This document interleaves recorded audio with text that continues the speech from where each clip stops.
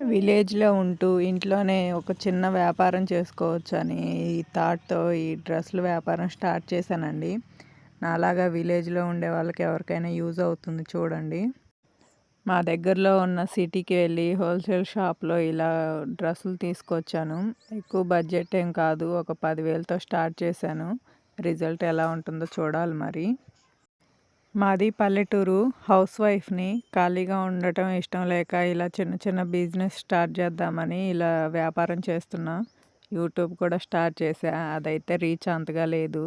మరి బిజినెస్ ఏమవుతుందో చూడాలి మరి. ఎక్కువ బట్టలు తీసుకురాలేదు. 10 టాప్స్, 10 లెగ్గిన్సే తీసుకొచ్చాను. ఒక్కో టాపు 450 చెప్తున్నా. నా ఈ బిజినెస్ ఐడియా ఎవరికైనా నచ్చితే చెప్పండి. కామెంట్ చేయండి. గుంటూరు చుట్టుపక్కల వాళ్ళు. క్వాలిటీ అయితే చాలా బాగుంది. నచ్చితే చిన్న లైక్ చేసి ఛానల్ని సబ్స్క్రైబ్ చేసుకొని వెళ్ళండి. Thanks for watching.